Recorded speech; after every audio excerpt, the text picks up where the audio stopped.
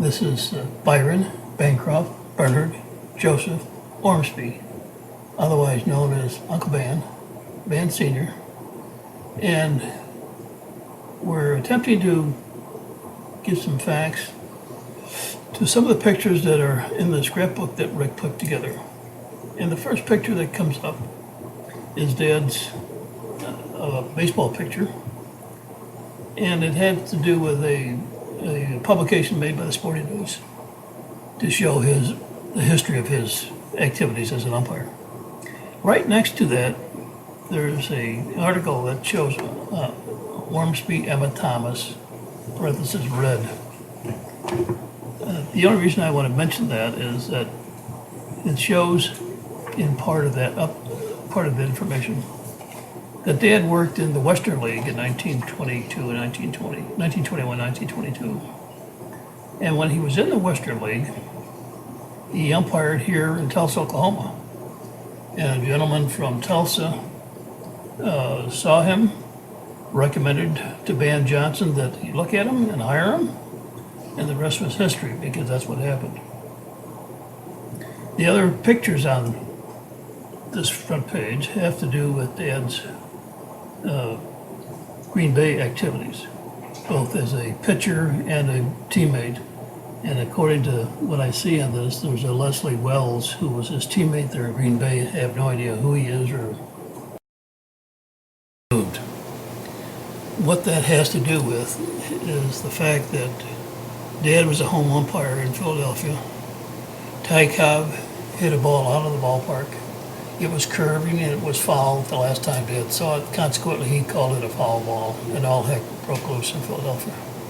First of all, I don't know if you've ever seen Ty Cobb in a Philadelphia athletic uniform.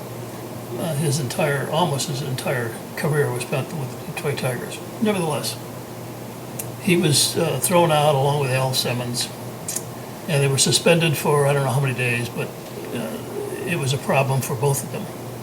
But the biggest problem that occurred that day is that the fans, and for the most part, even the ball players, got so upset that they had to have a police escort off the diamond, meaning the umpires.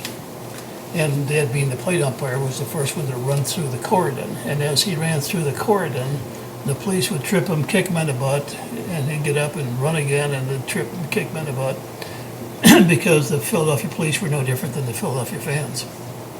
In any event, the reason for lifting the ban was that there was a big celebration to be made in Detroit by the Tigers, welcoming back Ty Cobb to the Detroit Tiger ballpark. And they were honoring him and presenting him with gifts and all that good stuff. And there was an indication that he may be banned from that game based on what Van Johnson, the existing American League umpire, had to say. The next picture, next to the article on Ty Cobb, shows three guys. I shouldn't say guys because one of those on the bottom of the picture is my dad. But it shows that they went into the Western League in 1921. That's no big deal as far as I'm concerned. But what is important to me is the picture of the fellow on the top. His name is Bill Guthrie. Bill Guthrie was my godfather, and he was a D's, Do's, and Dems kind of a guy. He was a wrestler in the off-season, and he had one incident that everybody copied or followed or whatever.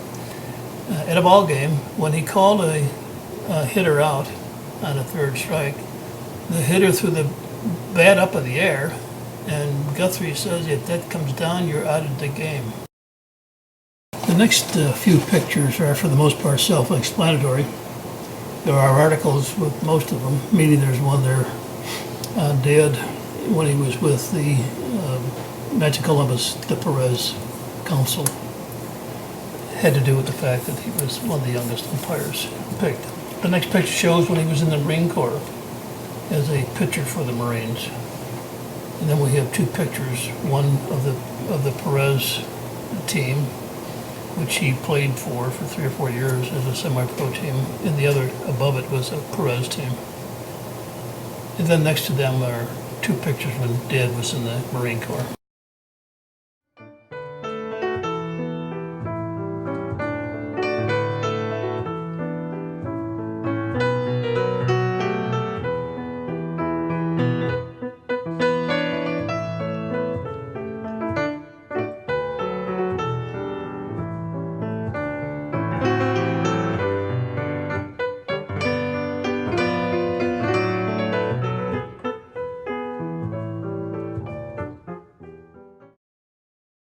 Picture next to the article by the town crier is a picture of Dad and a catcher, the catcher being Bertie Tebbets of Detroit Tigers. What's of interest there is the fact that because of the World War I illnesses that Dad got during that time, every once in a while he had a dizzy spell. And this one particular day, umpiring behind the plate, he leaned over and told Tebbets that he had dizzy spells and his eyes were blurry and couldn't really call him, and asked if Bertie would call the balls and strikes, which he did. And when the inning changed, Tebbets went to Mike Tresh, the White Sox catcher, and said the same thing, meaning Red's got some dizziness and blurred vision and so forth. Would you call the balls and strikes for the next half inning? And he did. And so the game went on uninterrupted. The next picture has to do again with the Green Bay team that Dad played with. And if you remember in the early statistics, he played for Green Bay for 3 years. And right below that is a picture of Dad when he first came into the American League. So that would be in 1923. And that's when he had hair.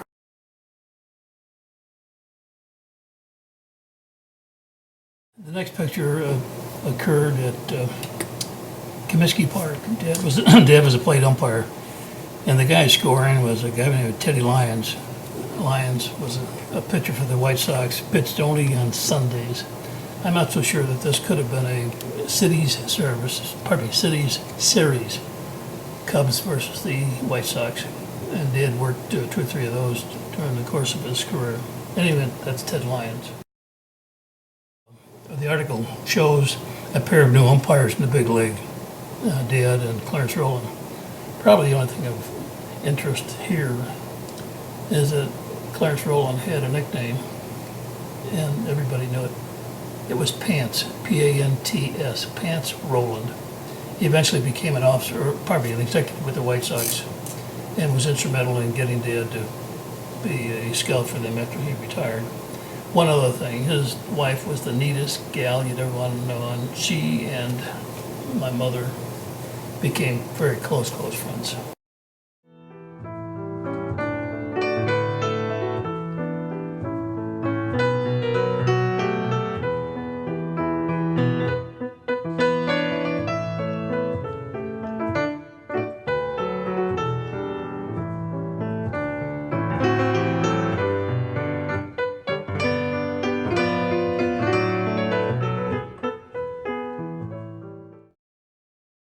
The next picture is entitled Bringing Down the Curtain on the World Series in 1927.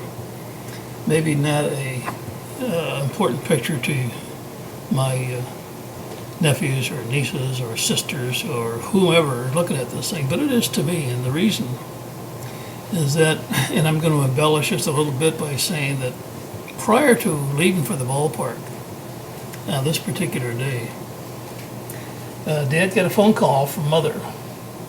Vice versa, Dad called Mother because Mother was expecting.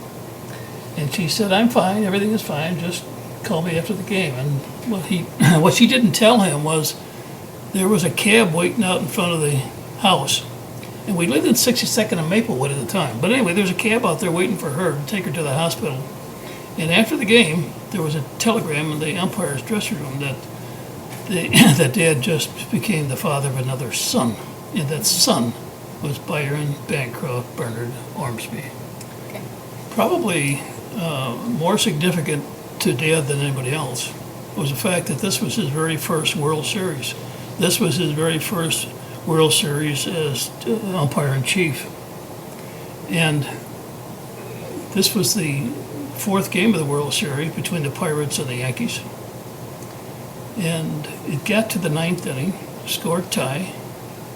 The Pirates brought in a relief pitcher by the name of Milgis, and he ran the count. First of all, he struck out Gehrig and Lazzari, and he ran the count to 3-2 on the next hitter.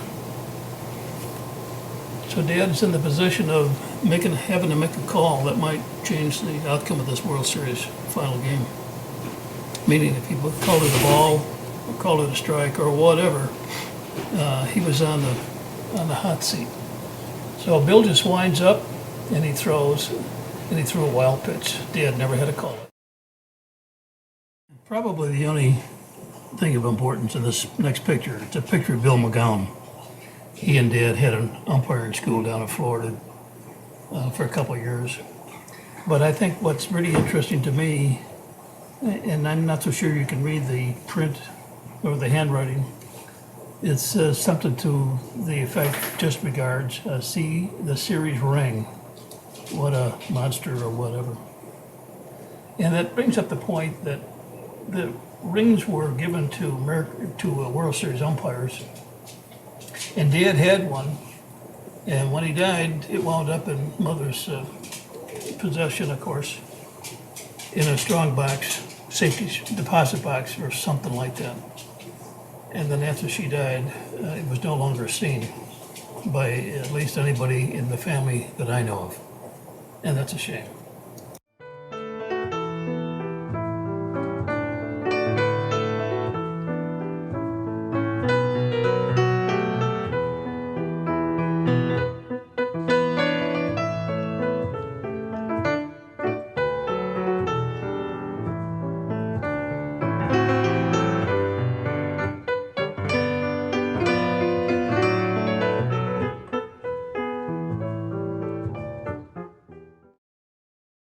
This is a picture of Ty Cobb sliding into home plate. The catcher is Ray Schalk. The only thing of interest here, I think, is Ray Schalk was a catcher for the Chicago White Sox, and he's wearing a black uniform, meaning that shortly after this, they went to the all-white uniform that we know and have known them all these years.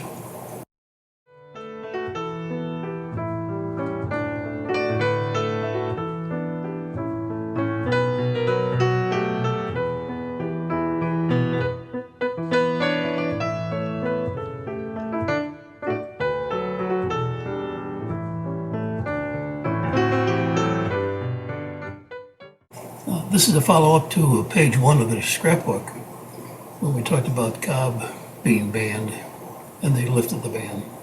And this goes on to say what kind of celebration they had when he finally did get into Detroit, and how much reverence they had for this guy. And of course, he was a great ball player, but he was also an umpire baiter.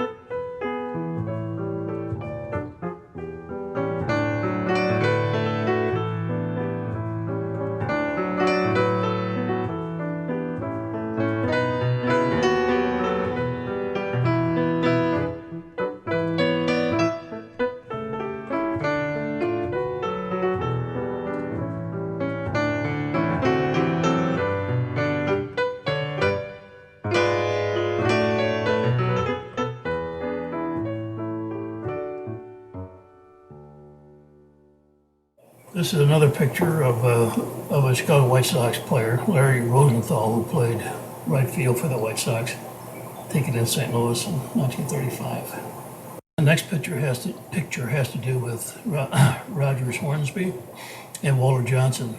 Dad always thought that Walter Johnson was probably the best pitcher in baseball. Threw harder and faster than anybody else in the league, including the likes of Feller and so forth. And the other guy in the picture, Roger Hornsby, he was really a well-known St. Louis guy, lived in St. Louis.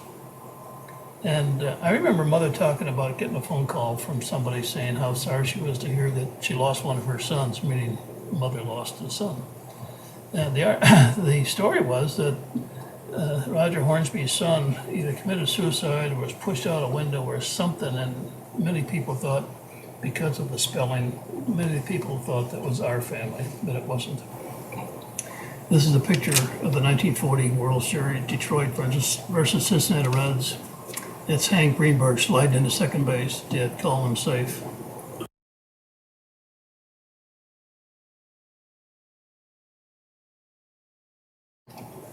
This next picture is another World Series picture.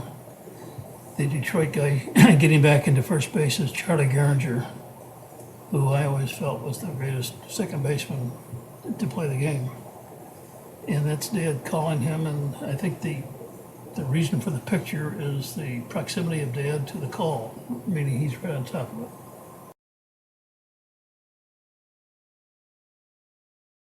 This discharge certificate has a little bit of a story behind it. This one, Dad was in such bad shape with his back. He laid in Little Company Mary Hospital for weeks with 100-pound weights on the end of each foot, and nothing was happening in terms of recovery. And so he got a hold of a friend of his who was a doctor out at Veterans Hospital, called him and asked if they wouldn't pick him up and bring him out to the Hines. And the story that was told is that Dr. Herman Budninson, who was the general doctor for the city or the county of Chicago, county of Cook, knew that Dad was trying to get out there and called Little Company Mary Hospital and said, under no circumstances release that man. Under no circumstances. Well, Dad was already in the ambulance on his way to Hines Hospital when that call came in. I mean, he just got under the gun, and it wasn't but a short time afterwards Dad was discharged. Not necessarily totally cured, but he was able to get up, walk around, and everything else. The Babe Ruth picture with Dad, I always labored under the impression that this was taken during spring training one year, and I found out later on that it was not, that it was taken at the umpire school that Dad and Bill McGowan were conducting, and Ruth came over and at Dad's request met the prospective new umpires and had this picture taken. This picture is a picture of the 1937 World Series, the Yankees versus the Giants. That's Dad talking to Gus Mancuso, the catcher, and Bill Terry, the manager of the Giants. And number 2 is Red Rolfe, who was the third baseman for the. It looks like he's very disinterested in what's going on.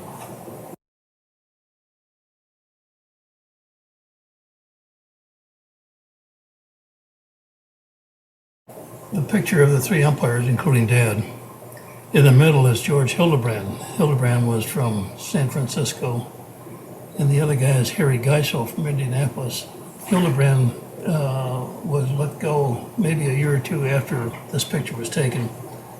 For the most part, Dad was his replacement, so it took him a year or 2 to phase him out. Next picture is a picture of Billy Webb, who was the third base coach for the Chicago White Sox, and Peter Carey and Dad. And Peter Carey eventually was sheriff of Cook County. But Billy Webb and Dad got to be close friends. In fact, the family picture on Mary's christening, he's probably the only ball player in that picture. Again, he and Dad were good friends. The next picture, again, is the 1940 World Series. The Cincinnati Red guy, I'm not sure who he is, but his pants were ripped when he slid into second base. On the left is the shortstop for the Tigers, Billy Rogel, and on the right would be Charlie Gehringer, the second baseman of the Tigers.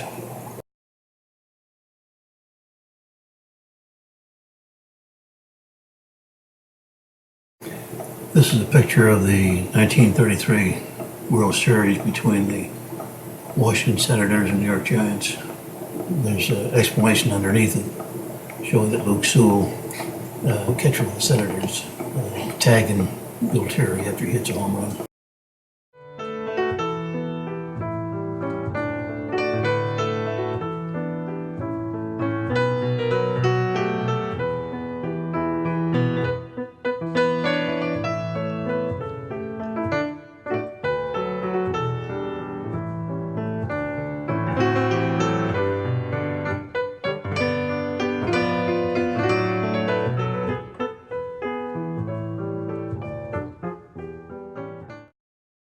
This is the picture of the 1927 World Series New York Yankees. In front row is Lou Gehrig holding a cigar. Next to him is a guy named Barrow who owned the company, or who owned the Yankees. Joe McCarthy was next to him, the manager. Not sure the next guy, but right above McCarthy, I think, is Lefty Gomez. You probably could recognize Tony Lazzeri in the middle of that picture. As a matter of fact, if Gomez is not on the right, he's on the right of Lazzeri. And the rest I'm not sure who they are. This is a picture of the umpires that were assigned to a World Series. Not quite sure what World Series it was, and it would be difficult to look it up, I'm sure. But on the couch, in the center of the couch, is Judge Kinshaw Mountain Landis. On his right is Will Harridge. On his left is Ford Frick. The umpires in the back row are Steve Basil, Dad, Bill Clem. I'm not sure the other guys, except Larry Getz is on the far right. And then I'm really not sure who the others are. This is a letter from the Committee of 100. The only reason I'm commenting on this is that this organization, and you can look at the date, but this organization was an organization of 100 millionaires. And if you look at the top left-hand corner of the people involved, Charles Kettering, president, he was the president of General Motors. He was the guy who founded the automatic transmission. If that means anything to anybody listening to me, the point being that there's some awful important people in this who were members of this Committee of 100. This is another picture of Dad giving a speech, and I believe it was taken during his speech for the Committee of 100. The next picture is that of Lou Gehrig, and what's interesting about this is Dad worked the very first game he played as a full-time Yankee, and he was the umpire in charge, plate umpire, on the very last game that he played, meaning that he played in 2,130 consecutive games, and the day he brought the lineup to the plate, Dad was the umpire behind the plate, accepted the lineup card, saw that his name was missing, and asked, "What happened, Lou?" And with that, Lou started to cry. The fact that he died a few years after retiring, he died of what is now called the Lou Gehrig's disease. That's what he was diagnosed with, and as we all know, it's a terminal disease.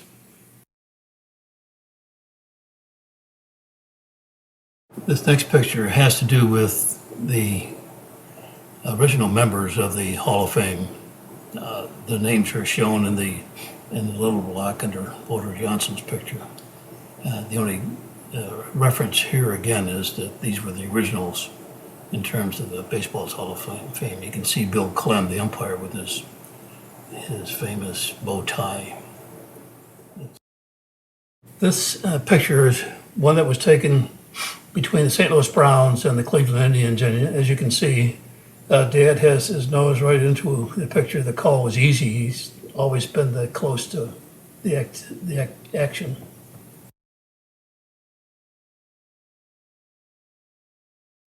The next picture is that of Bill Terry, who at the time this picture was taken was the manager of the New York Giants during one of the World Series. The interesting thing about Bill Terry is that he was the only National League player ever to hit over 400. This is a picture of Bill Clem, National League umpire, probably one of the oldest, more respected umpires in the business. And he handwrites a note to Mother and Dad and kids about the daily dozen children. This is a picture after the winning of the 1937 World Series. In the picture is Tony Lazzeri and Lefty Gomez. In the middle is Jacob Rupert, who was the owner of the Yanks. Another picture of the 1940 World Series. The Cincinnati shortstop is making a double play against the Tigers.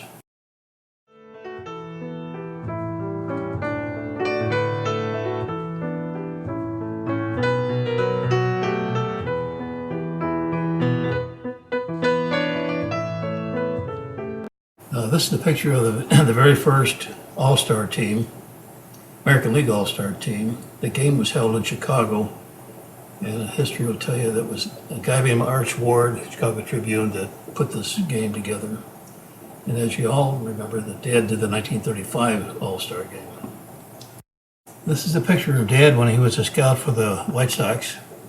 My guess is that it took place in Hot Springs, Arkansas, where they had an affiliate club as well as a place for minor league spring training. This, you Cub fans out there, is a picture of a World Series between the Yankees and the Cubs. Can you imagine how long ago that took place? Nevertheless, that's Lou Gehrig. One of the umpires is Luke Coles, and the guy behind Phil Cavaretta, the Cub guy, is Cal Hubbard. This is a picture of Cal Hubbard, one of Dad's closest and best friends. Can't tell you how many times he came out to the house for dinner, and Mother would put on a big old meal. He is in the Hall of Fame, but prior to being a baseball umpire in the Hall of Fame, he was a Hall of Fame football player from the New York Giants. He was from a little old town in Missouri, northern Missouri. Not quite sure what the name of the town is. This is a grouping of American League umpires, and if you remember, maybe you don't, there weren't more than 3 umpires assigned to a ball game. When Dad started, there was only 2. Anyway, the first one is McGowan, Bill McGowan, and then Brick Owens, and then Harry Geisel, who was from Indianapolis, and then Steve Basil, and Lou Coles, and Bill Deneen, and then Bill Summers.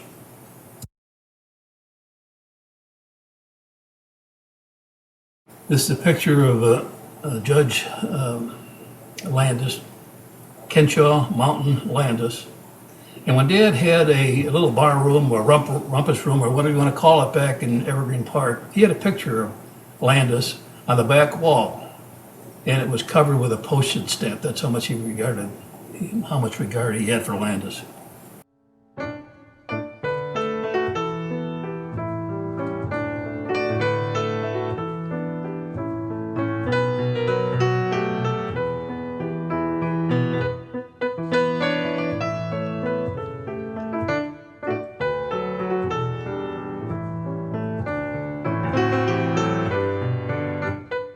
This is a picture of Ted Lyons and Red Faber.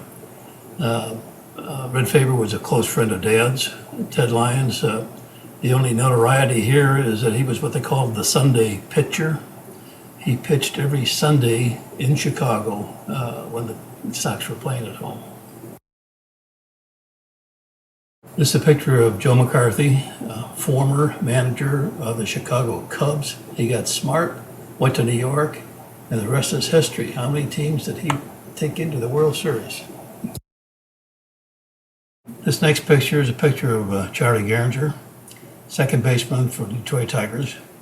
Probably one of the finest guys who ever played the game, both as an individual person as well as a ball player. This is a picture of Will Harridge and Ford Frick. Ford Frick being the president of the National League, Will Harridge of the American League.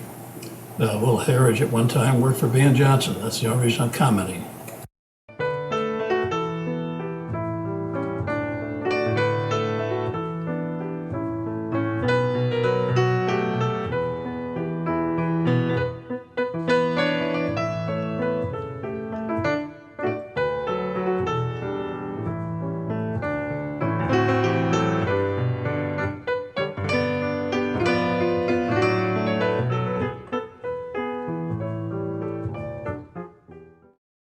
Early on in this presentation, we did a overview on the banning of Ty Cobb.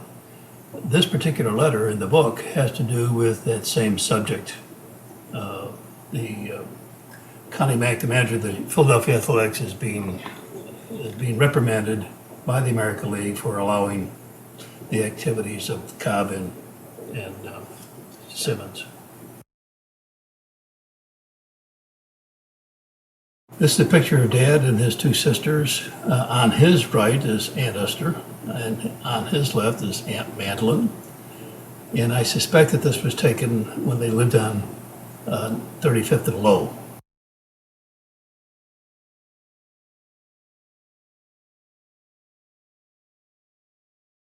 This is a picture of a Father's Day picture, which also shows a grandfather in that picture. The 12 kids, Grandma Ormsby, meaning Dad's mother. And Emmet is holding his daughter, Linda, the oldest of the Ormsby clan of Emmet and Yvonne. And then there's Rita holding Joe, and Mel is being hugged by Grandma, mother. This picture shows the family again on Father's Day, but you'll notice that there are three very important people missing from this picture.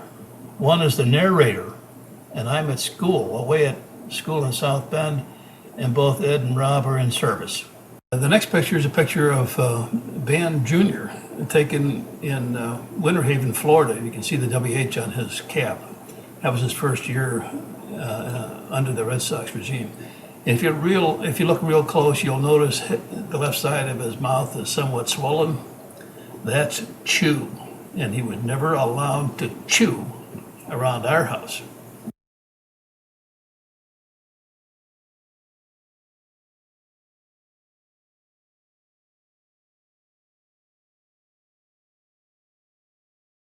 This article about Warren Brown, who incidentally had a son, Warren Jr., or something like that, who was a classmate of mine down in Notre Dame. Nevertheless, the only comment I'd like to make on this has to do with the fact that he identifies the Cummings boys who became Chick Evans scholars, particularly Joey that went to Marquette. But one of the new things that happened recently is that Timmy Cummings, Rita's youngest, has a son who also was just recently selected for the Chick Evans Scholarship in Chicago.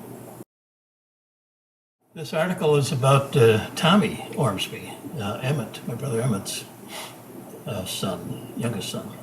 The only thing I want to say about that is his account of the Hank Greenberg story.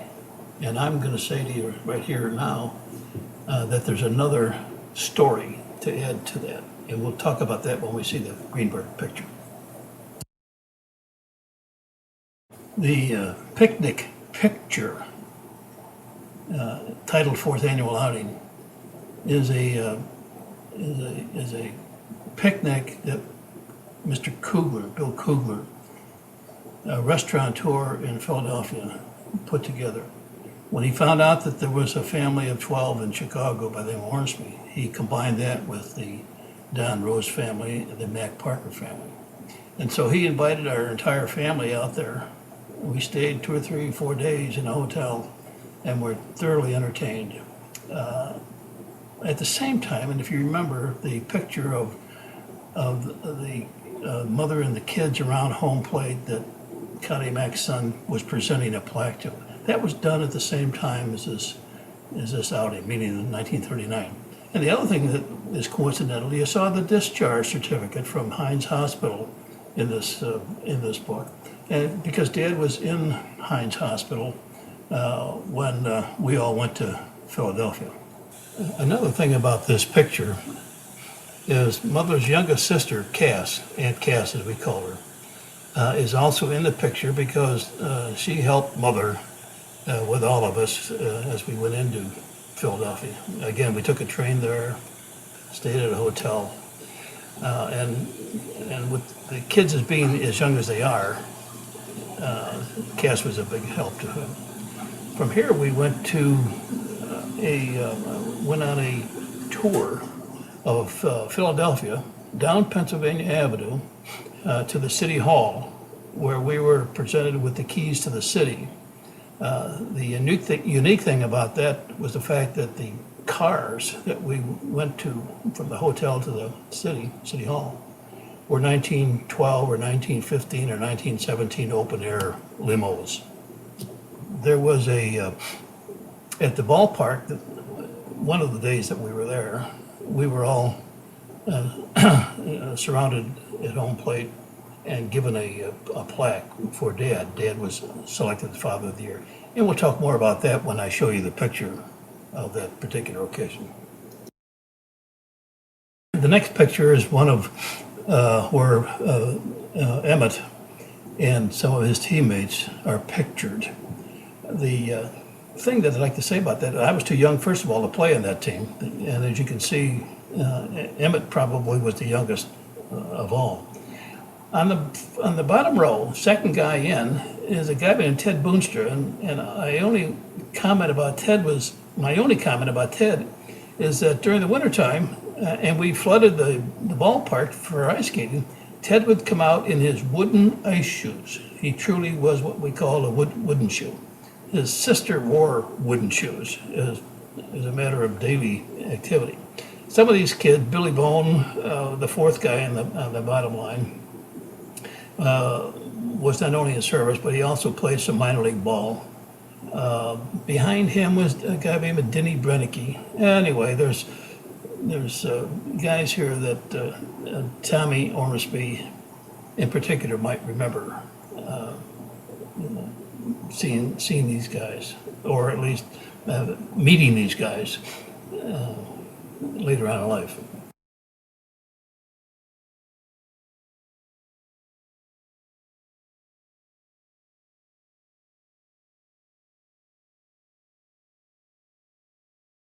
Picture of Dad in front of this Chevrolet. The only comment I'd like to make is that the license plate of 4556 indicated a politician or somebody of that nature driving this car, because that was the 4-number license plate was reserved for the likes of the politicians or notables in the city.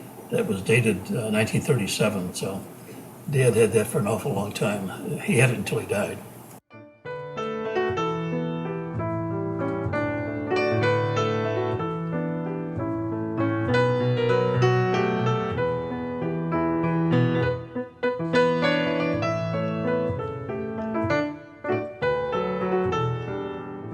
The other picture I'd like to comment about is that of Grandma Hardy.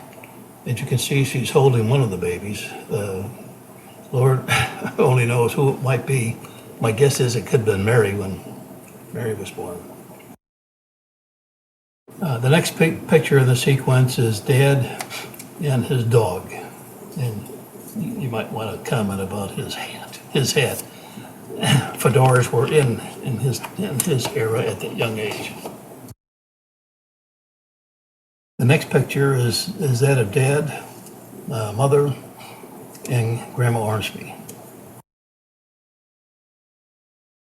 The next picture is the picture of our house in Evergreen Park. It was built in 1928, and I say that because I was born in Chicago, and Dolores was born in Evergreen Park, so that had to be the year after I was born. I'm not sure who's in this picture other than Dad, but that's Dad's, I think it was a 1937 Chevrolet. And I don't know how we ever fit in the number of kids that were transported here and there, but anyway, that's the car we had in 1937. In addition to showing Tony the pony pulling the sled in the wintertime, the only other thing I'd like to say is if you look closely at the windows in the house, they were like 6 inches by 6 inches, and there was 144 per window. And for me to go to my junior prom, I had to paint the house. And what took me almost beyond the junior prom was trying to cut in all of those windows. 144 per. I don't remember how many total were in the house.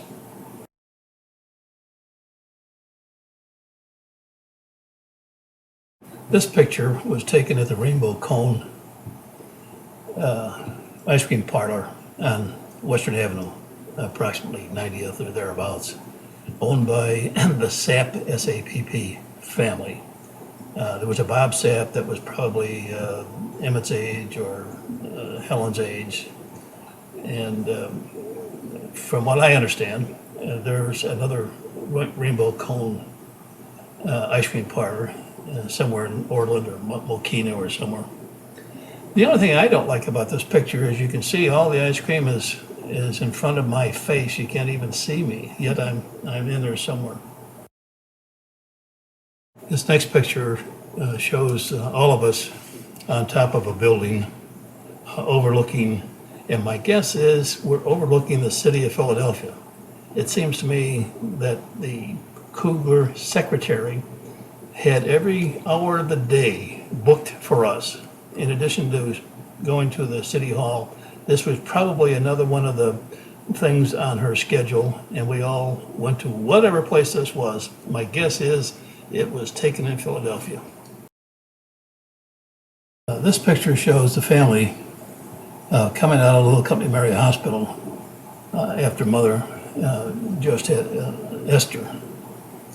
And so in the picture, along with the kids and Dad, is the pediatrician, Dr. I'm not sure, it's Conley or something like that.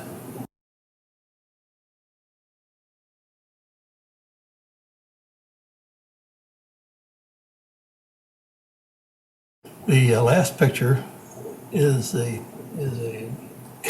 color picture of all things of the 1940 World Series. And if you read the information on the bottom, it's the series between Detroit Tigers and Cincinnati Reds, and the umpire at first base is Dad.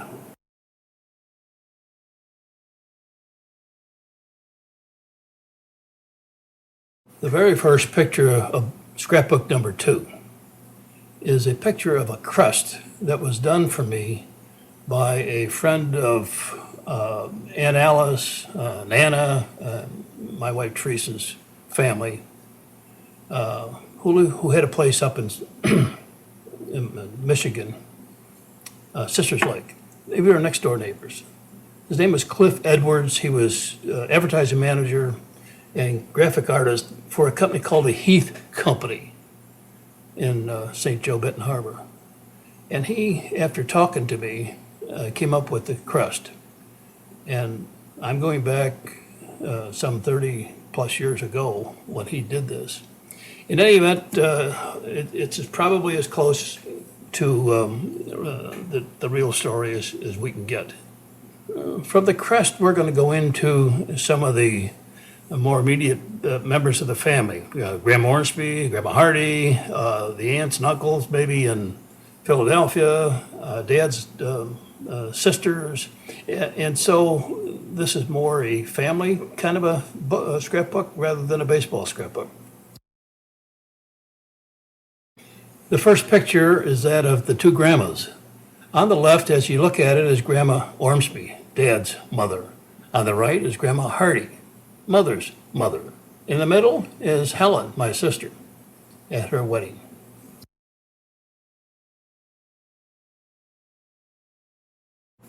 The next picture is a picture of Dad and Mother, and it was taken at my wedding, and that's 54 years ago.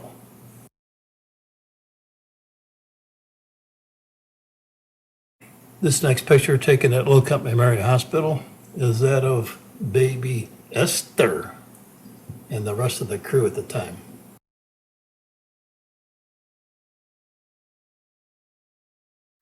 This next picture is taken in 1928, and in Evergreen Park. We had just moved there because I was born in Chicago, and this picture, that fat little kid in the front, was 1 year old, so it shows that we had moved to Evergreen Park by then.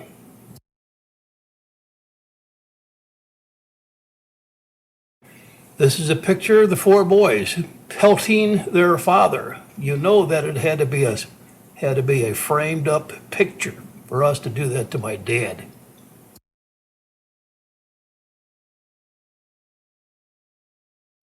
These two pictures represent baby Mary's christening. And as you can see, there was a house full. No need to go into all of the people in here other than they are godparents of Dolores, they are godparents of mine. My godfather Bill Guthrie's in there, my godmother Laura is in there, my Grandma Ormsby, Grandma Hardy, and we can go on and on and on and on. And if somebody has a better an accounting of the people in this picture, I'd love to have it.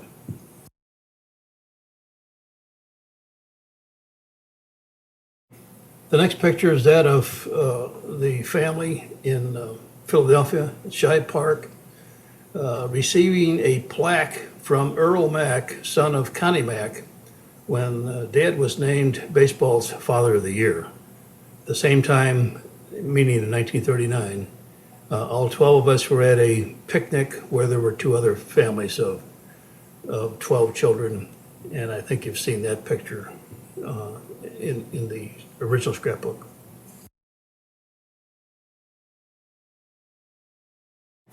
These next few pictures are Christmas time pictures.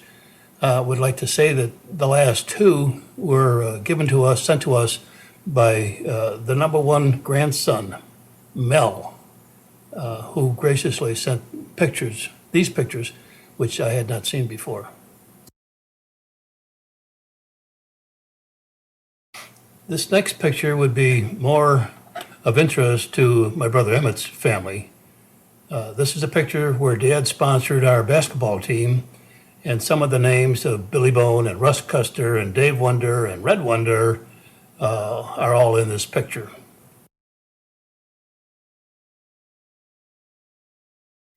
This is another picture that the family of my brother Emmet would be very interested in. It's a picture where my dad sponsored a baseball team called the Ormsbys. And at that time, we had a station wagon, and guess who's driving it? It's Mother. And next to Dad, standing next to Dad, is a guy named Sparky Seitz. And on the tailgate are the Brennickys. And those are names that Emmet and I kind of grew up with. In addition, in this picture, you'll see two little squirts. Both Ed and Rob are pictured. And our mascot was Rascal, our Irish setter. He's also sitting in the back of that car. My guess is on this picture, it was at a time when Emmet and I played American Legion ball. I was always the youngest guy, but nevertheless, I played American Legion. Number two is that I think this picture was probably taken shortly after the very first time my dad saw both Emmet and I playing baseball.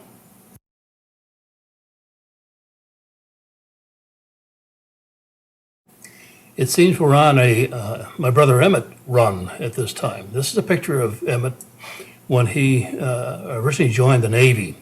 And thanks to Mel, he sent this to us, and I had not remembered this picture until I got it. I do remember when it was taken, however.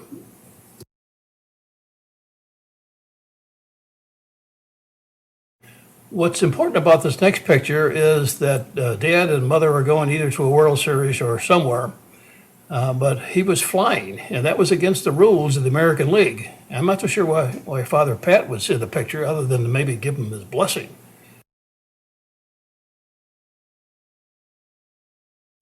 This is a picture of our house on Longwood Drive. I was either in service or I was up at school. I did not help in the move from Evergreen to this. However, I did get married out of this house. This also is a historic landmark, and my sister Mary might have more information about the historic value of the house.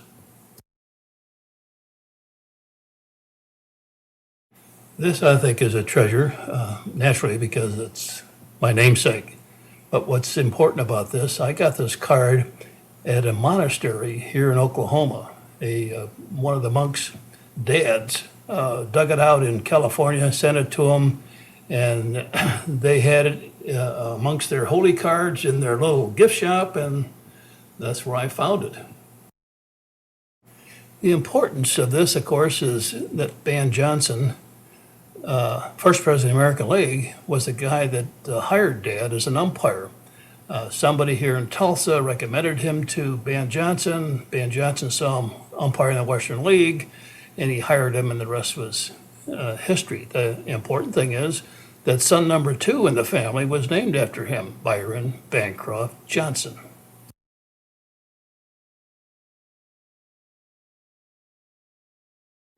For all those baseball historians in our family, this is a copy of a letter that was sent to me by C. Johnson Spink, whose dad was the founder of the Sporting News, J. Taylor Spink.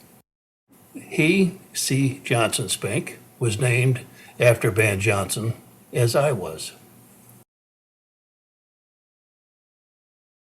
This is a reproduction of the 1927 World Series, which was Dad's very first World Series. And as you all know, a very important event occurred in that World Series. Byron Bancroft, Bernard Joseph came on the scene October 6, 1927.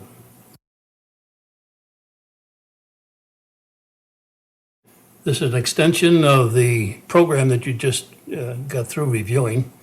It's a picture of Babe Ruth hitting a home run in the 1927 World Series, and it's also a box score of Game 4, where Dad is the home plate umpire. And as I said before, yours truly was born. This is another neat picture of Dad. The timeline was 1933 World Series.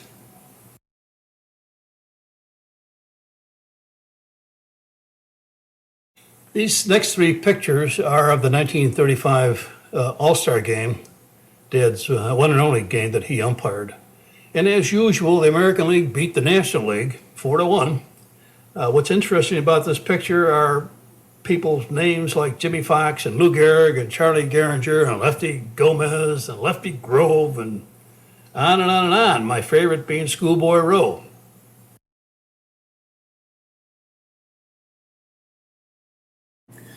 This is a picture of a rather rare tie clasp as far as Major League Baseball is concerned.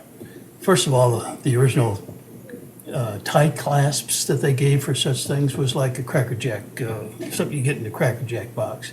But in 1935, they really did outdid themselves by coming up and designing a tie clasp that shows American League All-Star champions, and there's a diamond chip at each base.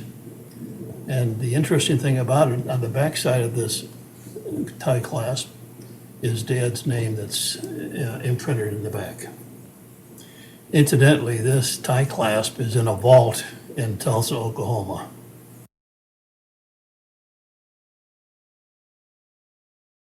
The next three pictures are of the 1937 World Series that Dad umpired. The pictures, I think, for the most part, are self-explanatory. DiMaggio in the first one is hitting a home run. DiMaggio in the third one is crossing the plate after a home run.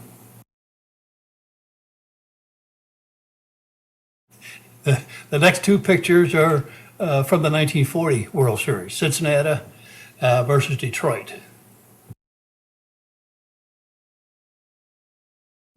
This picture is that of Hank Greenberg, and the reason it's in here at this stage is it reminds me that when I was probably 12 or 13, Dad took us out of school, took us down to spring training.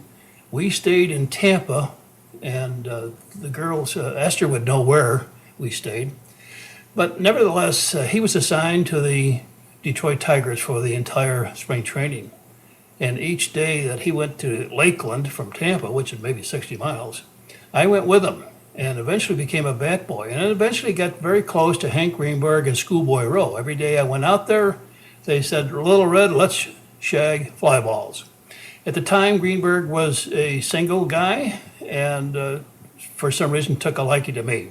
And that happened to be the year that he was switching from a first baseman to an outfielder. It's also the year that General Mills came out with their promotion on Wheaties, and you've heard the story about the number of cases of Wheaties that the family received during this year because of him hitting some 41 home runs. What's important about this picture, first of all, it's Ted Williams, and the catcher is Farrell, and of course the umpire's dad. But I happened to be doing a seminar in a place called Sturbridge, Massachusetts, doing a seminar for Citgo. And after the first day, the other facilitator and I went to the bar and talked about all the good things that happened that day and all the bad things about our program. And lo and behold, we see a picture in the corner of this bar called The Legends, who had pictures of Bobby Dorr and Bobby Cousy and all those great guys from Boston. And there was this picture. I couldn't see who it was because it was such a dark room. I vowed the next day I'd take it outside, but before that ever occurred, the other facilitator, as we were winding down the program, came up and said, "I've got a prize for Ben. He was such a good facilitator, and I'm thinking of a rubber ducky because that's the kind of a guy he was." In any event, he handed me this picture, and to this day, I don't know whether he bought the picture, whether he bartered for the picture, or whether he stole the picture. But all I know is I left Sturbridge, Massachusetts with this picture under my arm.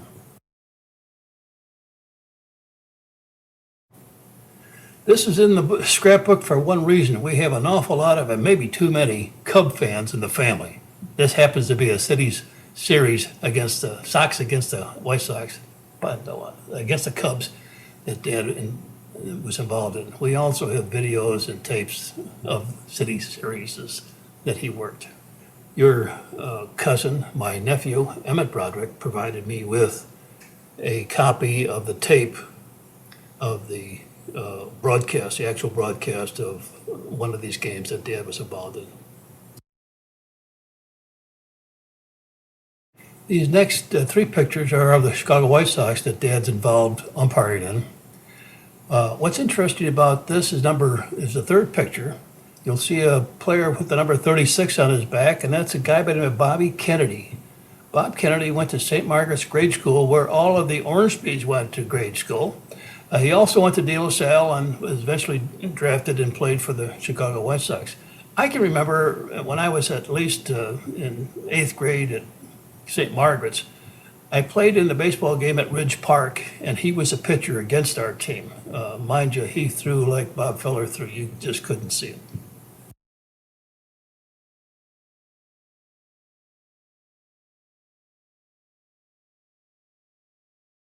This is a picture of a testimonial that the Father Perez Knights of Columbus had using Dad's name as a fundraiser for Holy Redeemer's new parish in Evergreen Park. Holy Redeemer Parish was founded when I was a freshman in high school. I was their very first altar boy. But more importantly, because they were constantly needing monies, Dad offered the house, our house, and the 3/4 of an acre of land that we had, and had a party, so to speak, a fundraiser that included outside games and inside games. Inside games meaning slot machines. Inside the basement, there was a bar. So we served bar, and we had the people from the stockyards come out and cut up a pig, and we served pork and beer and games and all that other good stuff. And this particular testimonial that we see here on the screen is what prompted me to talk about it. This is an ad that I found in the Sporting News. There's more than one of these ads. They appear time after time after time, and it's advertising not only a baseball school, but an umpire school and all that good stuff that Babe Ruth was involved in.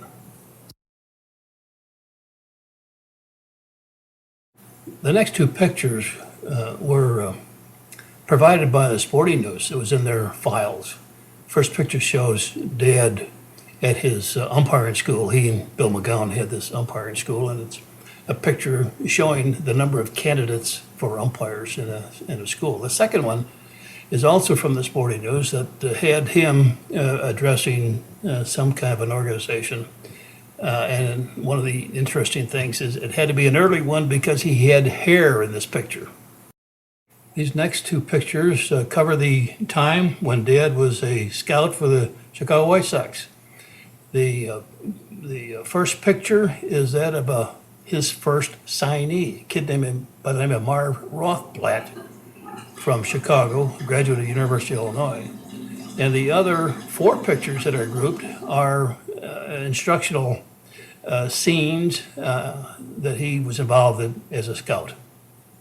And speaking of when Dad was a scout, when I was between my junior and senior year at Notre Dame, he got me a job in Wisconsin Rapids, Wisconsin, as an assistant business manager.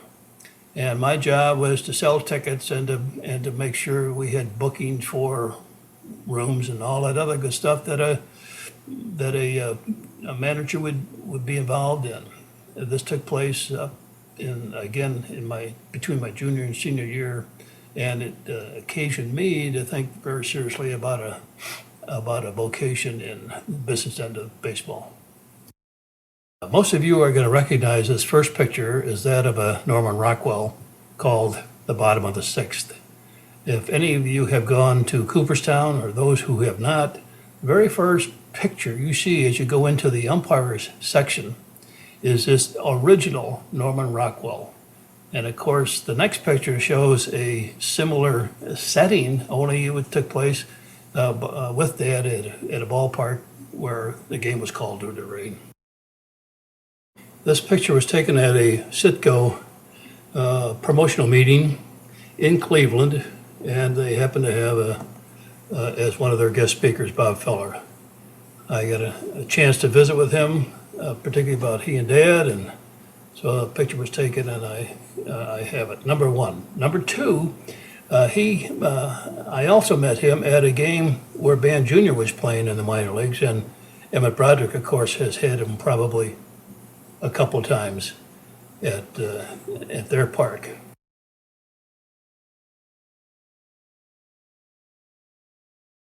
This picture apparently was omitted from scrapbook number one. It's part of Dolores's wedding. If you remember, all her sisters, all 7 of them, were in the wedding, as were her 4 brothers. And here's the picture of the 4 brothers in that wedding.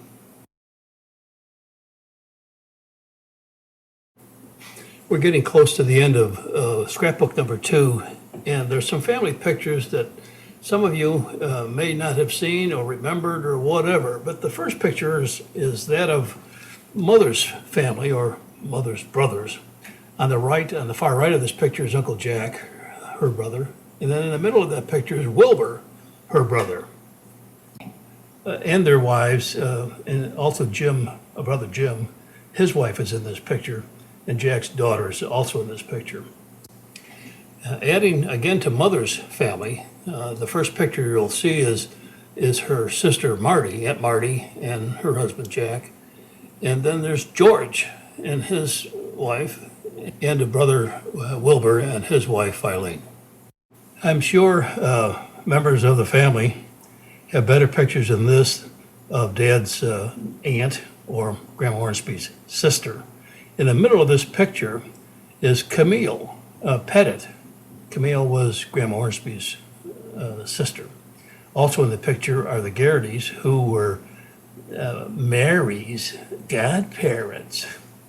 And on the far right is Camille's daughter, Joan Pettit. Staying with Dad's family, here's a picture of Esther and I visiting Dad's cousin, Margaret Ruger, from Philadelphia. She has a place in Sarasota, Florida. When I was down doing a seminar, we went to see her.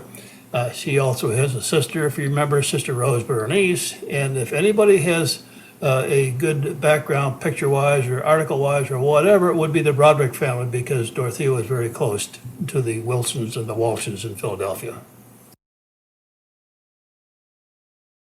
This concludes, picture-wise, the scrapbook number 2. All the brats that were born prior to Mother and Dad moving out of 97th Street are pictured in here. Not sure how many are in here, but there's a number that are not in here. Nevertheless, this is the conclusion of it.